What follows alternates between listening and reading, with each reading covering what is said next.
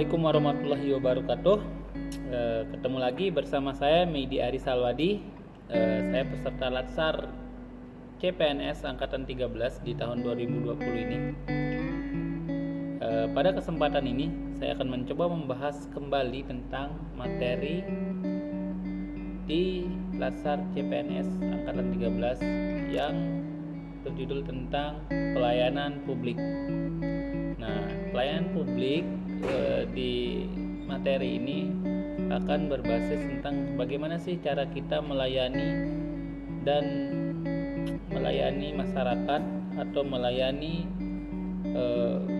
mahasiswa sebagai fungsi kita menjadi dosen. Nah, di sini kita akan cari tahu apa sih pengertian dari kata melayani dan apa sih kata melayan. Nah, kalau kita lihat dari pengertiannya, melayani adalah membantu menyiapkan atau mengurus apa yang diperlukan seseorang. Nah, sedangkan pelayan adalah usaha untuk melayani kebutuhan seseorang.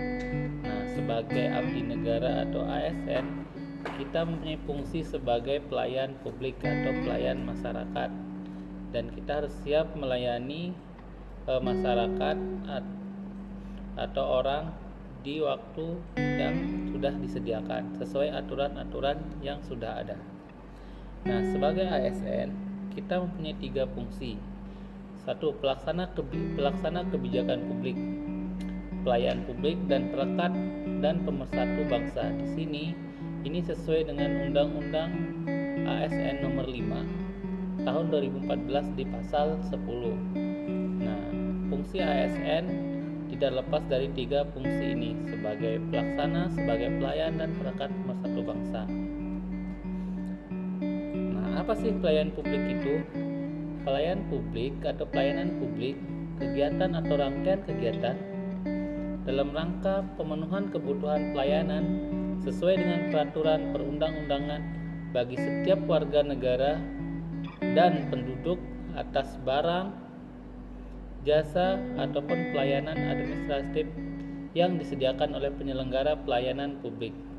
Nah, maksudnya berarti segala sesuatu yang bersifat untuk melayani, kita harus siap sedia melayani masyarakat di tempat kerja kita, tentu dengan kondisi yang prima. Nah, di sini ada unsur pelayanan publik. Unsur 1 adalah organisasi penyelenggara pelayanan publik.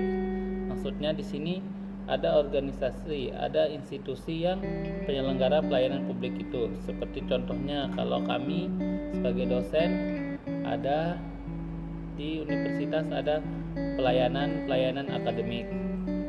Terus ada penerima pelayanan atau penerima layanan. Kalau di kampus biasanya ada mahasiswa sebagai penerima layanan atau servis dari dosen ataupun tendik yang ada. Terus ketiga ada kepuasan pelanggan.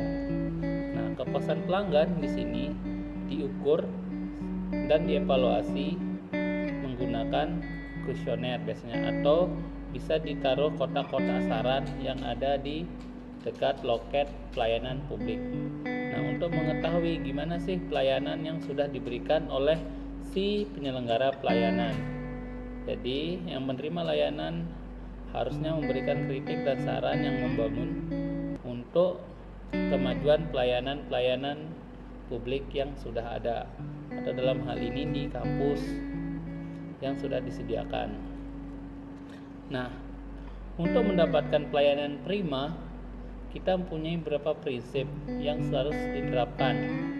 Yang pertama, pelayanan itu harus bersifat transparan, terus partisipatif, mudah dan murah, aksesibel, akuntabel, efektif dan efisien, responsif, tidak diskriminatif, dan berkeadilan.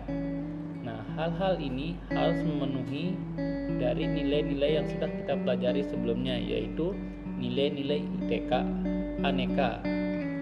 Nilai aneka yang sudah ada adalah ada akuntabilitas, etika publik, komitmen mutu, dan anti korupsi. Dan satu lagi, nasionalisme itu harus ada di setiap proses pelayanan yang kita berikan kepada penerima layanan atau masyarakat, sehingga kita bisa dinyatakan memberikan pelayanan yang prima. Kayak itu.